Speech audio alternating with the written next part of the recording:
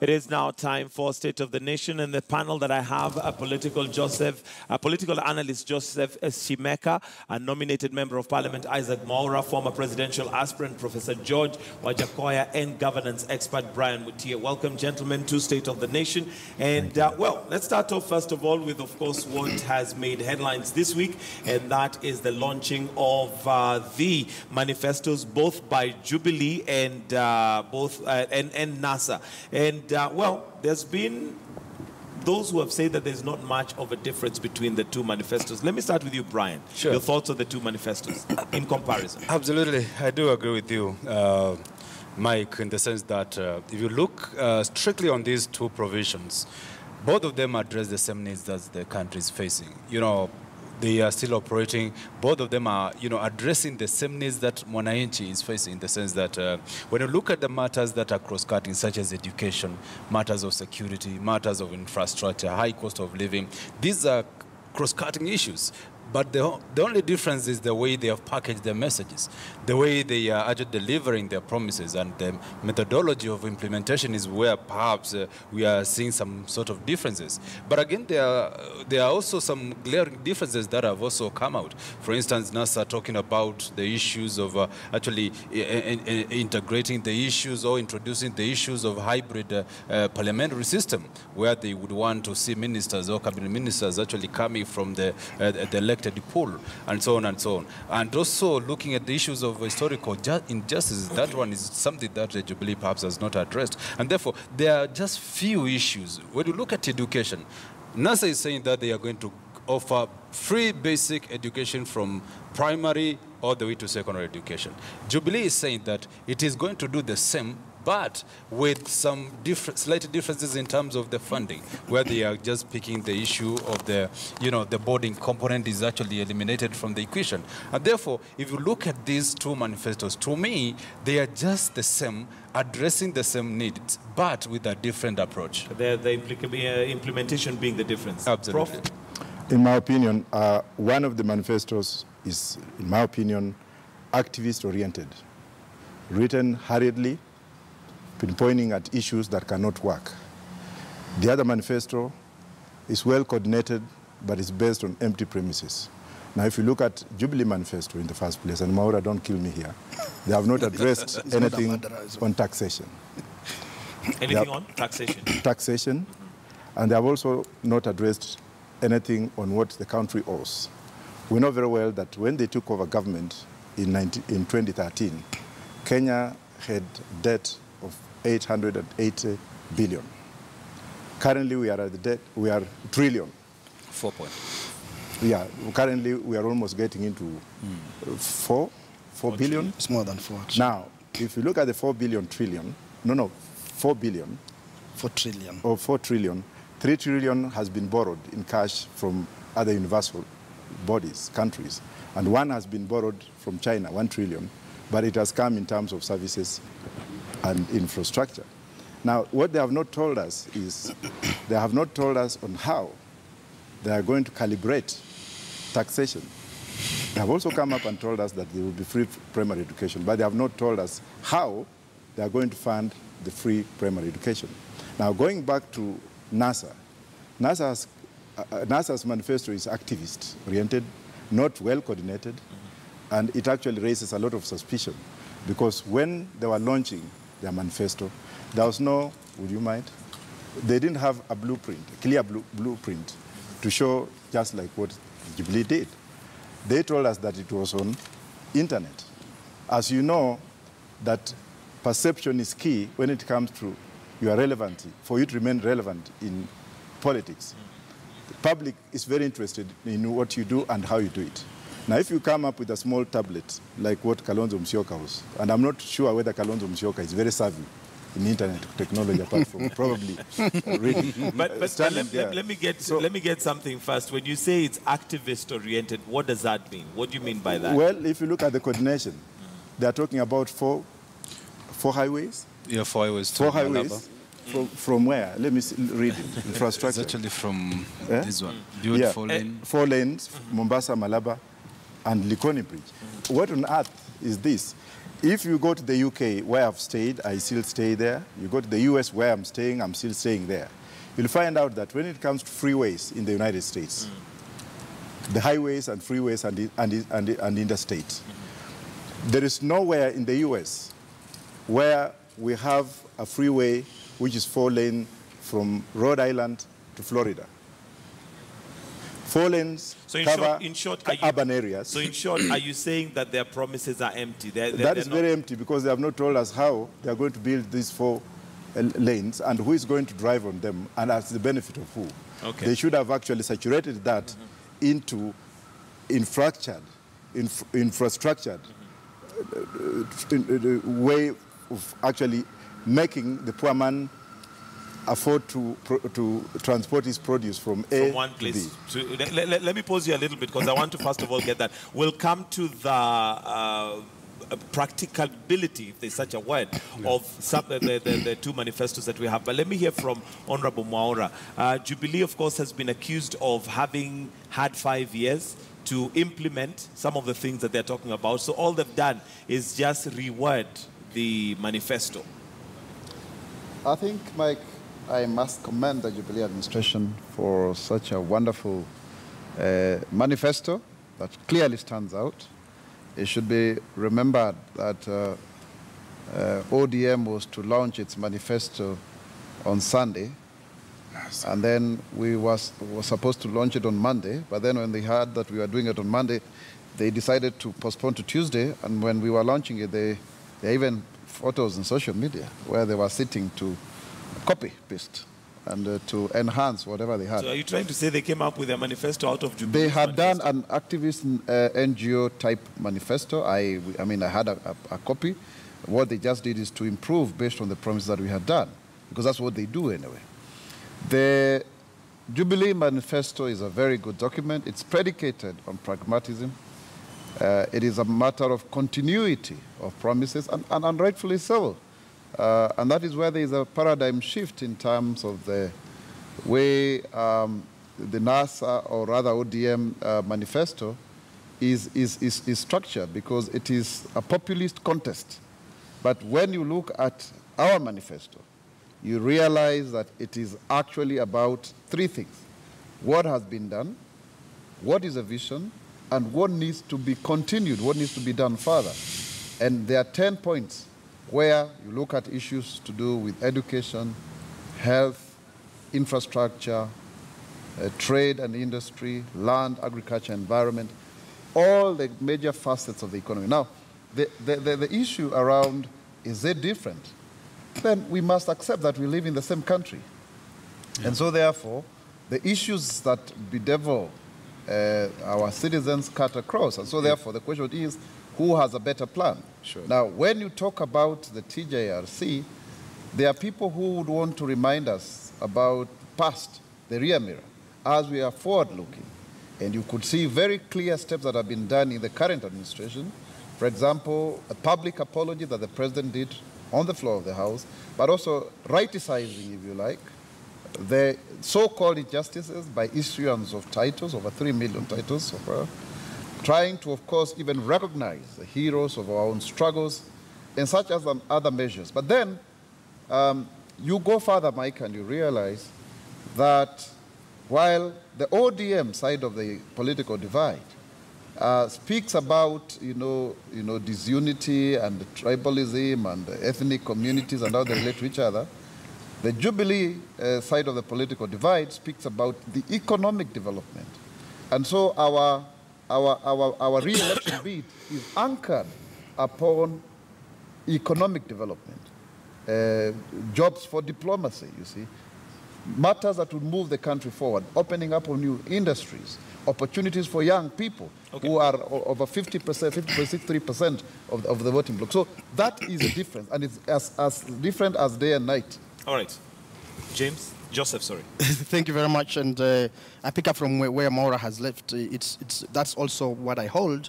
Nothing could be further away from the truth than that allegation that these manifestos are supposedly the same. They are as different as day and night, as he says. You know, an African day and night. You know, one is very dark. One is very light. Yes. Full of sunshine. Thank you. And here's the basis of the difference. Just as Maura has said, the Jubilee Manifesto basically is like a business plan. It's a manifesto that looks at business and projects that can help businesses, certain businesses of certain people thrive. A NASA manifesto is a manifesto that looks at the fractures and fissures in the nation. It's a manifesto that has a different ideological and philosophical basis, acknowledging the fact that our nation is so fractured, is so fragile, that it's difficult to have a sustainable development, growth and development, if we don't heal these fissures and fractures. That we need to confront our past. That we cannot dare, as Maura says, talk about the so-called historical injustices, because they are actually, factually, injustices. Our manifesto is indeed informed by activists. He's very right. They're very right to say that. This nation and any nation that wants reform in any society is driven by informed activists. And in fact, I'm surprised Maura himself has that background of NGO activism, which is people who look at injustices in society, are able to look at power directly and speak truth to power and say we need change, not for my sake as an individual, but for the sake of society. That is the approach of the NASA Manifesto. Unlike the Jubilee Manifesto that is looking at projects, the NASA Manifesto looks at people, the people of the nation of Kenya. That we have this big problem as a nation, let's solve it and make a credible attempt at coming together, at bridging these gaps. Then we can have sustainable development. Then we can invest in things that help us to pull in the same direction. Otherwise, you have primitive accumulation. Otherwise, you have primitive competition in capitalism and so on, if you are just going to focus on the projects that the Jubilee Manifesto is all about. Okay, maybe just and there's one more difference. The NASA Manifesto, by the way, the NASA Manifesto is available both in soft and hard copy. That was just for the launch, but it's certainly available in soft and hard copy. But the final difference is the NASA Manifesto has a very elaborate implementation plan. It does give even timelines. What will be done in the short term, what will be done in the long term. So there are things that NASA said very clearly, this is how we will implement this manifesto. Okay. I haven't seen that. Are you suggesting then that the NASA manifesto is more reflective of where we are coming from, whereas the Jubilee is kind of ignoring where we are coming from and looking forward? Jubilee says that very openly. They don't want us to look in the past. They don't want us to open our... And we share as a nation, we share an ugly past that we need to confront and say, look, how do we clean up this thing? Yeah. How do we come together as a nation, acknowledge our weak points, and then together move forward? Honorable Maura, do you agree that possibly Jubilee is forgetting the past, yet we cannot move without having solved the things of the past? That's not quite true. I think it's one thing to have a tragedy and keep on mourning. It's another thing to say, what do I need to do with what has happened to me? Now, the ODM, and I insist on the ODM because the candidate for that coalition of parties is actually an ODM candidate. The ODM manifesto or mantra is that of keeping on reminding people what's wrong has been done to them, and it is about retribution rather than restorative justice. Now, the Jubilee administration is about restorative justice. If, for example, there have been land injustices, then what do we need to do? It's a question of ownership. Provide the certification, the grants, the leases that are so required as to correct those injustices. Now, when you predicate your manifesto as if, you want to war communities, you want to make a division, Mike, between two communities, one you say is right, the other one is wrong. That is not the spirit, and that's why you find even the slogan for Jubilee is Tuko Pamoja. It's about bringing communities together. And when you look across the political divide, you will agree with me that increasingly, and for the good of this country, you have the faces of Kenya across board. And you can see even in Nairobi, for example, the governor, Sonko, the women rep, the senator. That is the future that we want. We want a more cohesive country. And I want to differ with my brother here, because as Bill Clinton said, it is the economy stupid.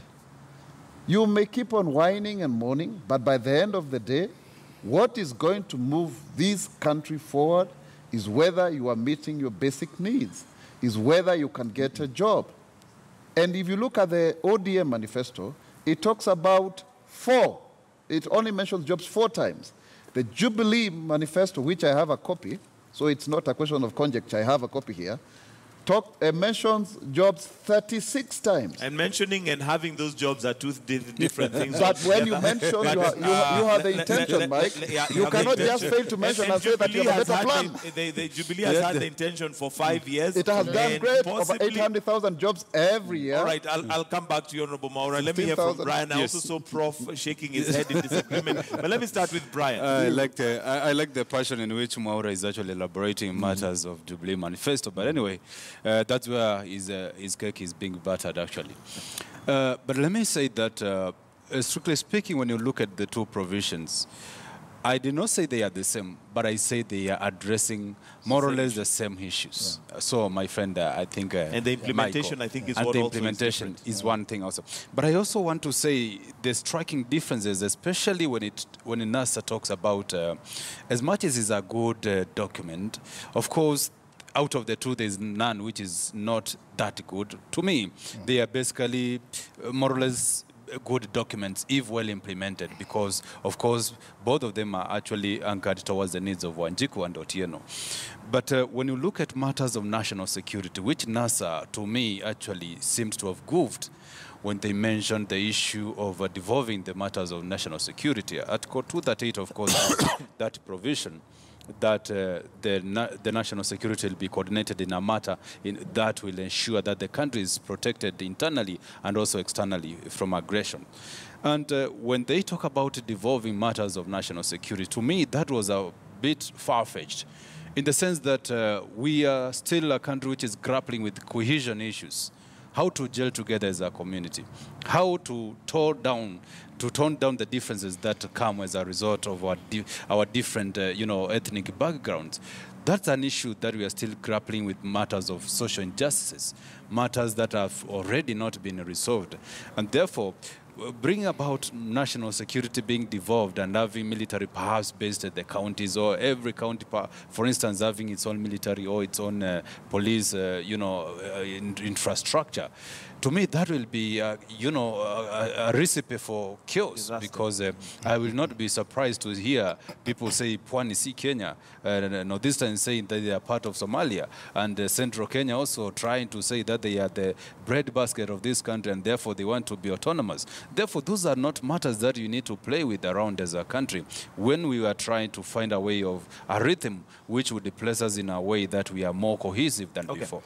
Prof, you are disagreeing with Maura, and maybe if you'd like to add on what Brian had to say. Maura, I have never known you before. I've seen you on newspapers. I've seen how flamboyant your house is on the newspapers. I've seen your wedding, and I've seen you with the president.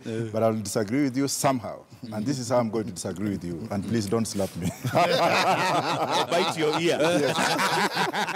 Number one, I like that. He has the same experience. Yes. Well, it is here that was beaten. One thing is you are not grateful to ODM because they made you to be what you are today.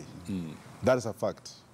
If Raila did not pick you from where you are, you'll not be sitting here. So you must be grateful to them, and you cannot disgrace and what them. does grateful mean? Because I've had that. Like for me, like me, Kamodo picked me up, JJ Kamodo. I was a street boy, and I'm very thankful to the Kikuyu community because they made me to be who I am. So I'm grateful to them. But now being but grateful... when I come to say...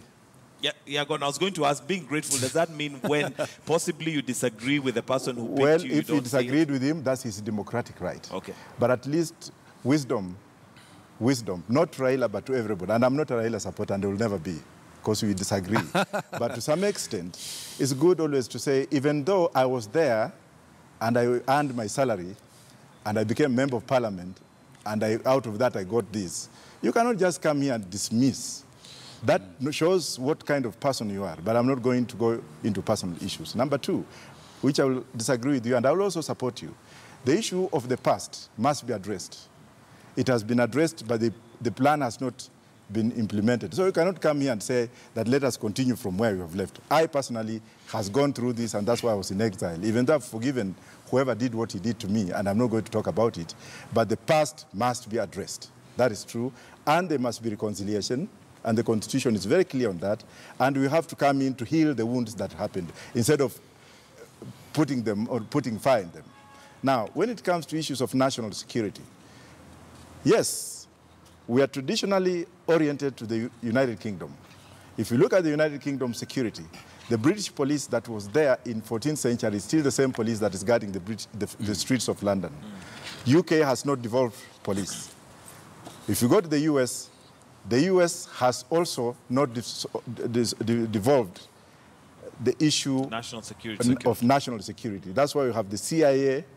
You cannot devolve CIA to state government.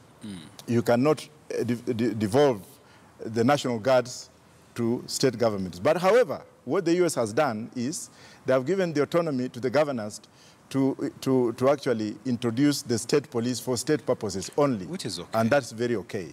But if you come here and you tell us that you want to create a militia kind of government, like we have seen in Afghanistan, then you are actually being intolerant and creating what the autonomy of, what do we say, the secession. Not secession, but the militia, kind of. Like now if you go to Luo Nyanza and you have the Luo governor, Ranguma having the autonomy of creating the Luo police force or police force in Nyanza. They were about Kikuyus who will stay there, and given the fact that we have got these issues that have polarized the nation at this particular stage, then all that Ranguma ought to do is to appoint a commissioner of police in Nyanza who is a Luo, the director of CID in Nyanza County, whatever it is, in Kisumu County, who is a Luo. And when it comes to issues of ABCD, then they will say, okay, this is Okuyu, this is a Kalenjin, get out of our knee. So that is very wrong. Okay. Whoever advised them on that is an activist who has goofed, and that one will go down in history as the worst statement that has ever been made. All right. But however, the point I wanted to address was on employment. We have just thrown away 100 billion structured employment opportunity by banning plastic bags. Banning plastic bags makes us look very, very foolish in the eyes of world economy. Why do I say foolish? Because the plastic industry has had 100 billion being invested in it by the 176 plastic manufacturers in this country. 6 billion has already been injected in plastic recycling. And what are the benefits of the byproduct of recycling? One, plastic furniture. You go to Nyayo Stadium, when you sit on those seats, they are made out of recycled plastic. The tiger economy. Some countries from the tiger economy have imported recycled plastic worth 6.5 billion. Prof, I will pause you then. The reason being that is another conversation altogether. However, at some point, the world will come to a point where plastic is going to be banned. So we cannot bury our heads in the sand and expect it not to happen. It's just a matter of when. It's just like the digital migration. It was just a matter of time that it would have to happen. But we'll come to that. Let me come to you, Joseph. And the question here is, given that, I mean, we can poke holes. We can literally pick both manifestos, absolutely, and they both have very strong issues that address Wanjiko. They also have major glaring issues that we could say this can be questioned. Now, the question that now comes in is the question of trust. The leaders that are supposed to be the champions of these manifestos have all had an opportunity to sit in positions where they can address some of these things that they're saying they're going to address. Why should we trust any of them? First of all, I must educate all of us, educate those of us sitting here in the nation, that the NASA manifesto does not talk about devolving security. And I'll actually quote, I'll attempt to recall the wording. It talks about changing the constitution to involve county governments in security matters within their counties. Now, you need to look at security in a holistic way. Security is not about guns and bullets and uniforms. Security is about the satisfaction of the people trust between and amongst That's people. human security. That's Precisely. not national security. Well, national security is derived from human security. You cannot talk about national security if you're not talking about the people.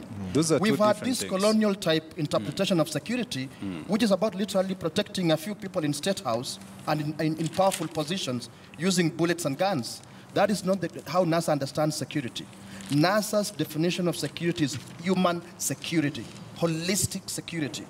So this narrow definition of security, national security, we want to do away with that.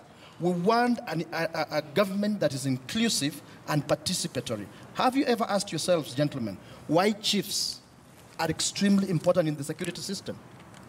They are close to the people, they listen to the people, people listen to them.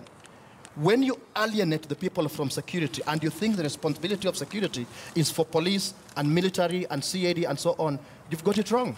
We are basically saying, take it back to the people. Let the county governments play a role in security within Are they not playing a role right now? Not constitutionally, because it is exclusively a national function. And you know what? It could be a shared function just through understanding, but the current national government has totally alienated county governments, even refused to have them form the county policing authorities, which governors are supposed to chair. And it's for a purpose, even just for the purpose of sharing information. Even just for the purpose of sharing information on things like food security. You know, food security is a major contributor. Food insecurity, rather, is a major contributor to national insecurity. Correct. Yes. You have people who are satisfied, you are a step closer to security, to having a secure nation. So that needs to be well understood, that it's not, this NASA manifesto does not talk about devolving security. It talks about involving county governments in security matters within their jurisdictions. All and these matters are different and different. Brian, you seem to be in disagreement. Let him be patient, because I was patient when he was speaking. Okay. You've asked the question of trust. Can we trust? But let him first of all answer on security, then now we come to trust, so that we deal with one at a time. Okay. Brian. I wonder whether Michael really took time to read the NASA manifesto when it addresses matters of national security, because it's explicitly written that they are going to ensure that matters of national security are devolved. Yes. And Prof will bear me witness that they have, as much as you are saying, they are going to involve, counties in management of, security. That's very true. And as we are talking right now, counties are very much in the core of matters of security within. Because when you look at the composition of the security councils within the committees within the counties, they are chaired by the governors. And sometimes we have the so-called CSG, county steering committees, which are normally alternatively chaired by the governors and the county commissioners. And they address matters of security within those counties. So as we are talking right now, counties are in the core of matters of ensuring that security is addressed within those counties. And therefore, as you talk about NASA not having, mentioned that, I don't know where you read that from, but I stand to be corrected that sometimes we have different ways of interpreting writings which are very clear. But one most important thing, Michael, is that while we are trying to address issues of human security talks about issues to do with the well-being of the people. It talks about food security, cost of living being, moderated, being made to a situation where Wanjiku and Otieno are able to have them without a lot of difficulties. That's the component that talks about human security. In fact, good health care contributes to human security. Ensuring that there's good water, availability for the people contributes to human security. But when it comes to national security, these are the issues of police, these are the issues of the military, the hardwares and all that. That is the role that the national government still plays up to now. But when it comes to external aggression, that is purely the business of national security. But human security, even we sitting here, contribute highly to matters of human security. Okay. Let's come to the issue of trust. Yes. No, before that, I think it's only fair for me to also speak, so that we don't have the two gentlemen exchanging. We must also come in between, because, Prof, you've raised a very important issue about political etiology and how you progress going forward. I think I am on record, before I moved to Jubilee, as having gone to Raila Odinga, and I told him thank you, and I moved forward. And he was very impressed by that. But 2 weeks later, of course, I received a very thorough beating from his side. Sure. And I can tell you that is an inconsistency that sometimes you don't want to go with, because I thought I was being a gentleman.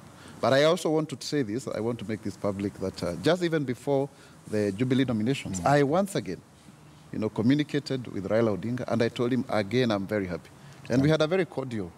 So it's good. But that does not remove my right to give my honest opinion. That's okay. And for sure, when you're on one side of the political divide, you champion for that political divide. Now I'm fully in Jubilee.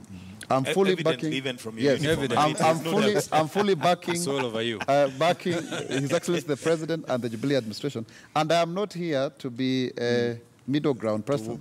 I'm here to advance the agenda of Jubilee. That's fine. That is my briefing. That's why I'm on this show.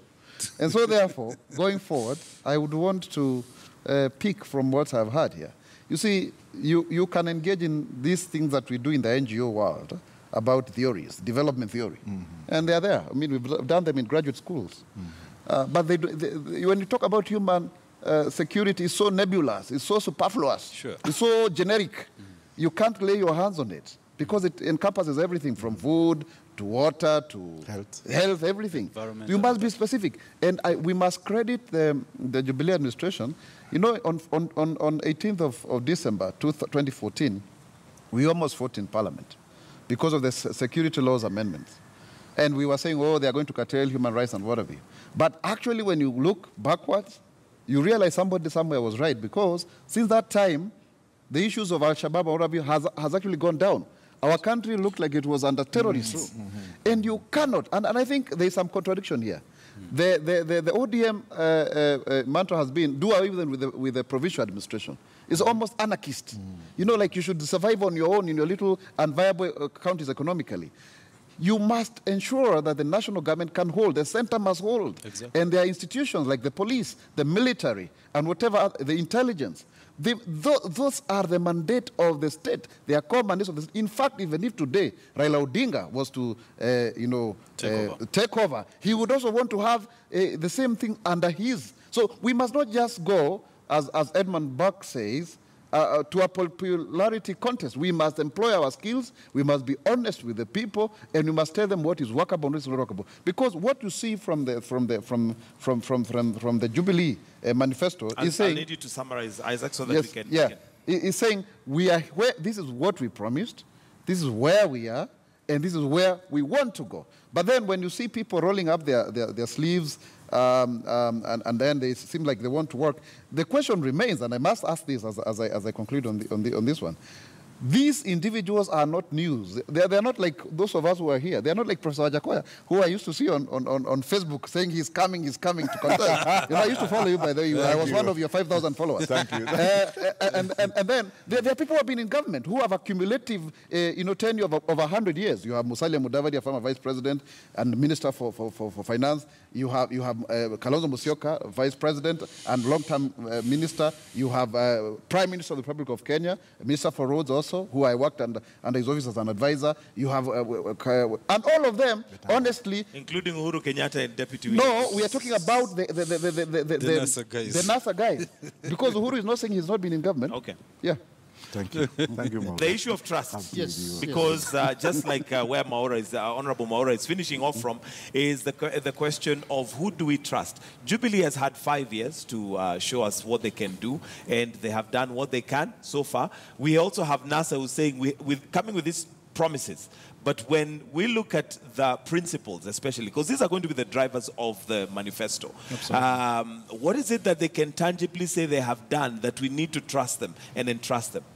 If you look at our history as a nation, the power of the person who is in charge of the state and government is innumerable power, is immense power. That almost singularly the person who can determine whether a country develops or doesn't develop, whether a country reforms or doesn't reform. Even under the new Constitution 2010? Exactly. I just want to tell you that. In fact, I want to give that as an example. Even after we came up with the new Constitution 2010, and with the devolved system of governance, expecting and hoping that if we devolve the power of governance and resources as the Constitution says, we remove as much as possible powers from the office of the president and give them to county governments and other institutions, the nation will develop equitably, it will enhance participation and so on. The current Jubilee administration has actually been a demonstration that the office of the president can undermine devolution, can make it extremely difficult for us to implement what we thought would be our vision for this nation.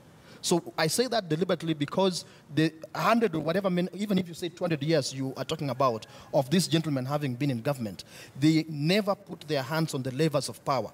They were never in control.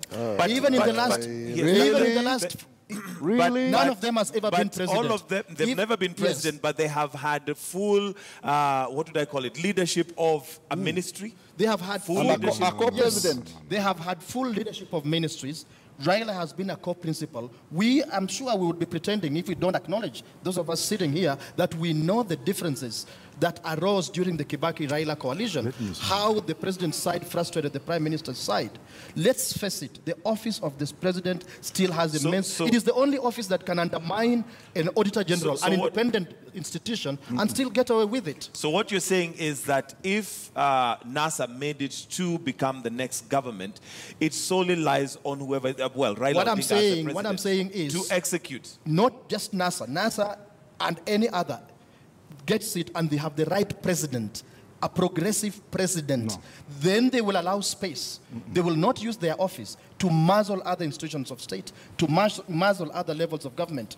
They must commit to implementing our constitution. Okay. The bottom line is just about implementation of our constitution. Professor, do you agree? I don't agree, and let me put a disclaimer on what I'm going to say so that nobody sues me. If you look at NASA, the 4 principles have no moral authority to speak on leadership in this country, given the fact that we have a history of what they have done in the past when they were in power. I do not want to mention specifically what they have done, but if you look at the scandals that come with those 4 principles, and if you look at now how they have subdivided power among themselves, that when you win, you're going to be this will be chief minister, whereas the Constitution says otherwise, which means that even if they come in power, they'll have to go to seek the mandate of the people to change the Constitution. Then I do not trust any of them and will not. And maybe I'm also ready to go back in exile, where I came from. Because how would you take somebody who has been riddled with scandals and empower or entrust him with authority in this country? That's number one. Number two, how would we trust them with the future of this country? Maybe I rest my case there. Absolutely. Those are good points from my good prof here. But I also want to say that it would be, fair if we could start our baseline from the moment we enacted the new constitution and use that as a yardstick to measure performance of these individuals. I must say that the years since independence all the way from Kenyatta rule to Moi rule, those were the years that Kenya was in a wilderness. We did not have a sound framework to guide us as a country. We did not have a blueprint as we have the new robust constitution that we have, that we can now see, be able to say we can be able to use it to measure progress. And therefore, using that yardstick to measure performance of some of the individuals, to me, I think it will be just unfair. But again, I think they are still political players within our political space, and we have the right to interrogate their track record. Of course, that's human, and that's politics at play. I do not think it would be fair if you say they have no moral authority, Prof, to interrogate or to, quote matters of leadership in this country. They still do have that because, of course, our country is saturated with all mannerism of bad practices as far as politics is concerned. Does that justify and give us the reason to give them a chance despite the fact that their track record speaks otherwise? I think, what's the difference then between all the political leaders that we have? I think, Mike, you'll agree with me that I've borrowed heavily some concepts from some of the countries where best political practices is adopted.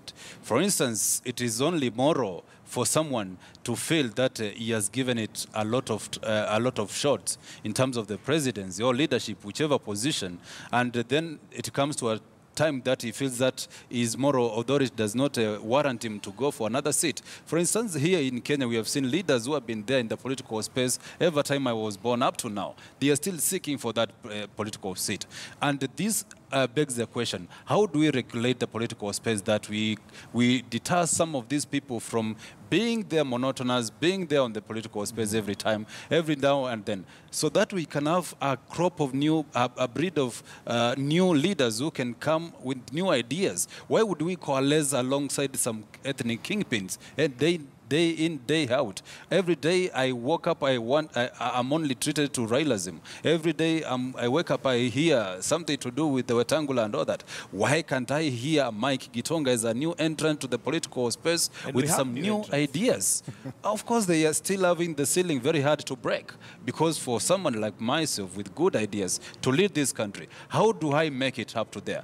Without the money, without the resources, without all that political, the community baggage on me. How do I make it there with the support of the legal framework that are existing, where I'm given an opportunity and supported by the political climate that supports somebody with good ideas, but it's able to also pour its support through resources and all that. How I wish that country is Kenya now. All right, at this point, I want us to release KTN Home, but when we come back on KTN News, Isaac Maura, I want to hear from you. Why should we entrust Jubilee? Why should we trust them? They have had 5 years to implement a manifesto that they gave us in 2013, and well, Kenyans would say right now they feel the pinch in their pocket. So why should we entrust them? And that's a question we're coming back with right here with Honorable Isaac Maura. But for those of us on KTN Home, we want to take this opportunity to thank you for being with us. At this point, Life and Style begins. And well, those of us on KTN News, we continue with the state of the nation. In case you're on KTN Home and would like to continue this conversation, you need to switch over to KTN News and vice versa. So at this point, KTN Home, goodbye. Okay. Maura. Wow. All right. Now, Honorable Isaac Maura, why should we trust Jubilee? They've had 5 years to give us their ability to deliver, and Kenyans might say they have not delivered, because at the end of the day, unga has been promised, na haiko. Yeah, thank you very much. I think if I was to elaborate why Jubilee should be given another chance, I would take over the whole show, because we have a 76-page document here that is quite... It is a promissory note. No, it's not a promissory note. It is actually in three tiers. What has been done, the vision, and what is the promise going forward. But then it's summarized in 10 points, and if you allow me, let me read them for the avoidance of doubt. Not all of them, if you can just summarize them. Okay, number one is the Jubilee administration promised to create 1 million jobs every year. So far, the administration has been able to create over 800,000 jobs every year. Now, the administration is promising 1.3 million jobs to the youth of this country.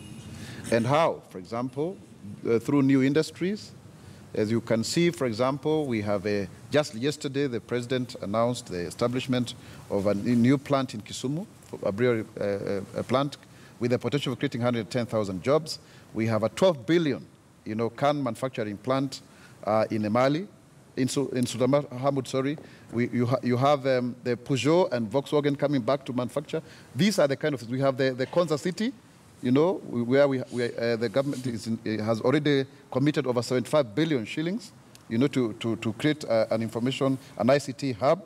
The internship program that I need to elaborate, where after 1 year of completion, you get a 1 year fully paid internship by the government, so that then you can get, experience, or you can also start your own. The doubling of funding to the Higher Education Loans Board, so that everybody, including TVET institutions, can benefit.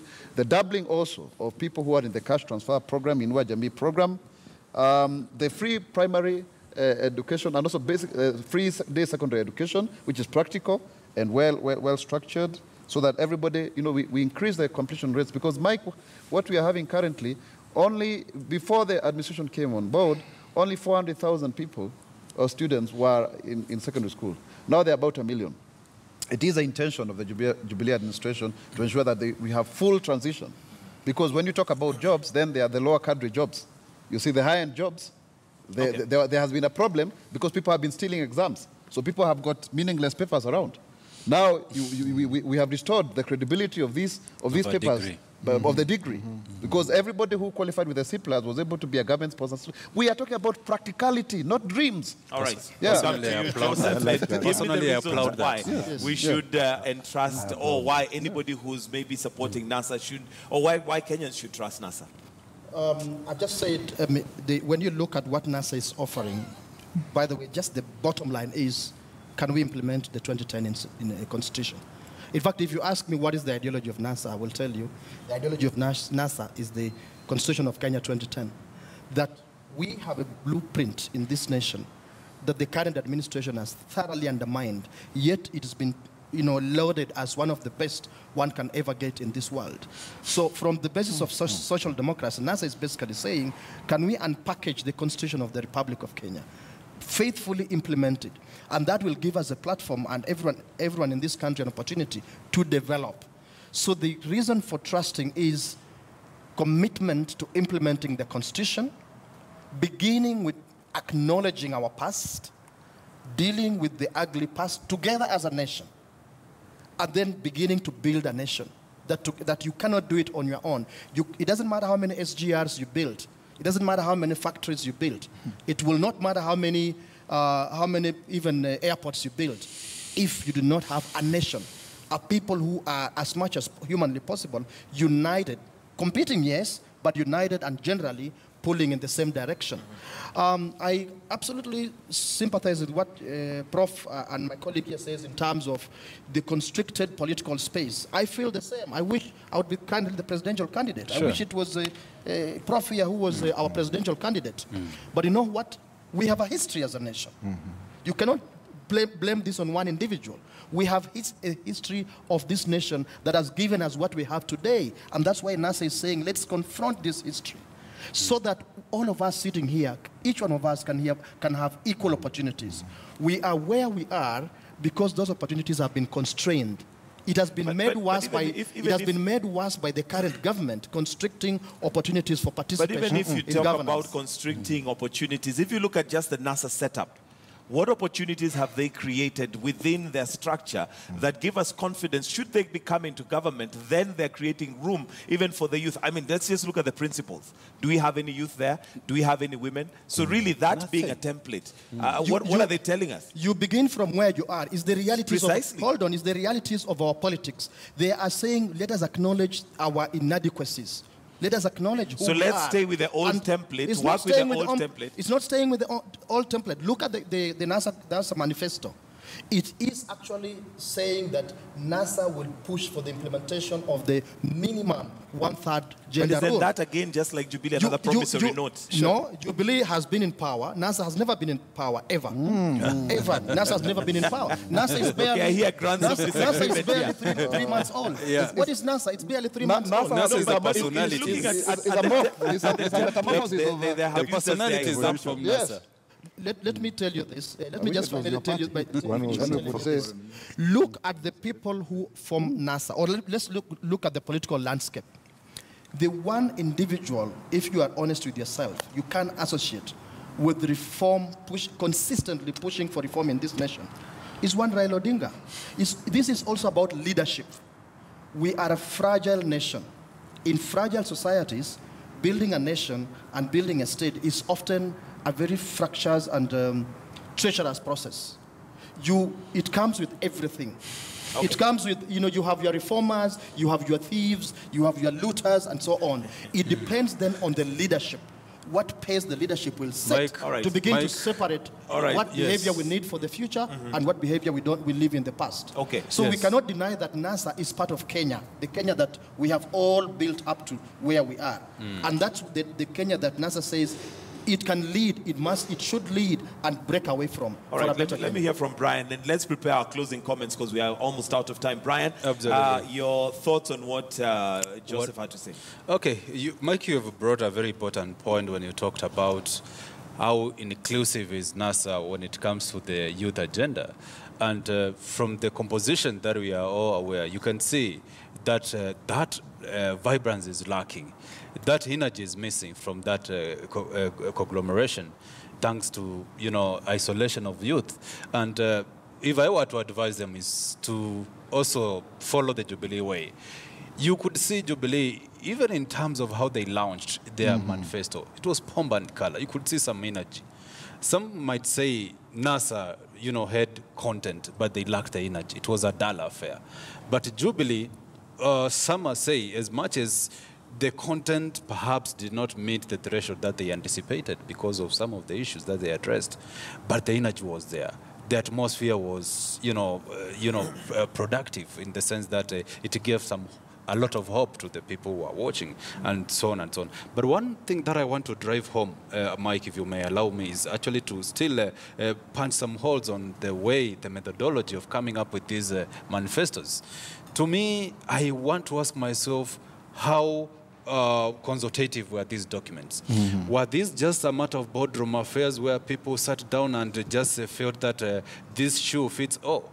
Or was it an approach that included or consulted on matters of Wambui needs, Otieno's needs, and so forth and so forth? So to me, both of the teams actually looks like, to me, they failed on that, because I did not expect them to just sit down and come up with blueprints. I expected them to follow a scientific sort of data collection, need assessment, have the feeling of the people on the ground, and then put those documents on paper and give to us. But what I know is that NASA did what I would call a reactionary sort of manifesto, in the sense that they did a good timing by waiting for Jubilee first to unleash what they have, then go and, try to pick the gaps that perhaps they felt were existing from Jubilee's manifesto and enriching their document. That's why it was evident that they could not show something, hard copy, something, a blueprint, but what we were treated to was something to do with just a PowerPoint sort of bullets that were perhaps been craftily done in a hurriedly manner, just to ensure that it at least addresses the gaps that perhaps they had picked from Jubilee's manifesto. But closing my remarks, I think what I want to say is that the need of the Kenyans is cross-cutting. We still have the same cross-cutting challenges as a country. And the best way to address these challenges is still to stick to the supreme law, the Constitution. That will address our problems as Kenyans, but not divided along party politics. All right, Prof, as you give us your closing comments, the Kenyan watching out there, in this mumble jumbo of words called, the manifestos. There's a lot that has been promised, but when we look at the leaders, we are left wondering now, who is it that we trust? From your experience and from the manifestos that you have looked at, what would you advise to Kenyans? What should we be looking at? What should we be looking for? Let Kenyans face those who are in the field and look into their background and shake the tree, just like Jesus shook the tree when Hezekiah or Zacchaeus, who had collected a lot of monies in terms of taxes within the Jewish people, stealing on behalf of the Romans, was shaken down to account for how he climbed that tree. There's a lot to be desired. But before I go on that one, I would like to say this. You asked Mwaura about whether Jubilee delivered on their manifesto. Yes. What I know is that during the first 2 years was a very, very nasty period for those who had been elected because of the ICC. So if we take away those 2 years and then we remain with the remaining part, there have been some kind of good delivery, especially if you look at Matiang'i and what he's done in the education sector, where he's actually uprooted evil in terms of illicit papers that some of these politicians have been thriving on. And then you look at people like Honorable Eugene Wamalwa, who for the short time he has been elevated to the Ministry of Water, what he has done, even though I've not met him in person, but I'm here to congratulate him. And then if you also look at the infrastructure, yes, Jubilee has tried. Even if NASA is going to say what they want to say, they're entitled to their own opinion. But when it comes to both manifestos, they're so colorful, they're so pompous, but as my friend said here, did we have popular participation in penning down some of these issues? Did they collect data? Did they go to the common man on the street to ask him what was affecting him? We don't know. But on the other side, I suspect that the people who penned these manifestos down were academics. And when you involve academics in something that involves a common mwananchi, they raise the stakes to fit in their own standards to justify it. Nice words. So I'm not sure. We are on the way going, and I can also agree with my friend Simeha here that whatever we are at the moment, let's look at it as a nation. Let's work as a nation. Let us try to reconcile our systems as a nation instead of bringing in this tribal warfare. The leaders are fighting during the day, but they're drinking at night. And that is the same status quo. But one thing I have to say, and I want to go on record today, is that right now, as we see Kenya, we are looking at two families, the Kenyatta family and the Odinga family. One of them is going to go in the drain, and maybe we shall have the opportunity to come in 2022. All right. Honorable Isaac Mwaura, your closing comments very briefly. Try and make them brief. It's a very good, forward projection of my elder brother here, Professor. Clearly, he still has presidential ambitions. I want to say that indeed we have to move away from this idea of exclusionism to inclusion. I am a strong proponent of inclusion. And when you look at even the cabinet of His Excellency President Uhuru, it has, a representation of many communities. Not all, you cannot have 45 positions, but many of them. And if you look at even the recent public appointments, you can see they are not from one side of the political divide, is across. And that is the spirit going forward. So when you keep on reminding people about divisions, then you remind us of apartheid, divide and rule. You want to, make sure that people feel disaffected. Even when we have devolved county governments, where over, 3 trillion has been, over 1 trillion, has been transferred to the counties as per the law, way above, 15% actually. I think the Jubilee administration has been doing around 35%. Where you have counties that are controlled by the political parties that are not in government, in the national government. And so, therefore, you have an opportunity to demonstrate what you can do if you are so elected. When you talk about reforms, then we also want to see how you run your own political party, whether they are fair primaries, whether people end up with 2 certificates, more than one person, so that then you may have developed a very good, track record of being in the opposition, and rightfully so, and so therefore remain there.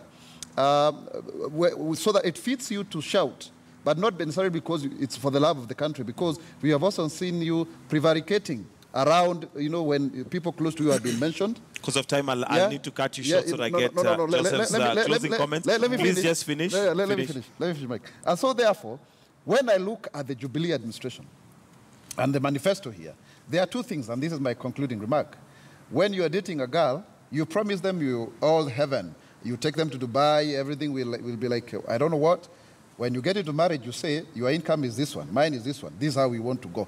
That is what Jubilee wants to do. It has run the country for 5 years. It knows what needs to be done. Our manifesto was done by cabinet secretaries and people, interministerial committees that were consultative. It is not a utopian document done by academics and activists. And that is what we need to anchor our future by re-electing Uhuru Muigai Kenyatta. All right, your closing comments very briefly. What a punch. What a punch. Very briefly, to begin by acknowledging I acknowledge what you said earlier, that NASA has content but is low on pomp. That's true.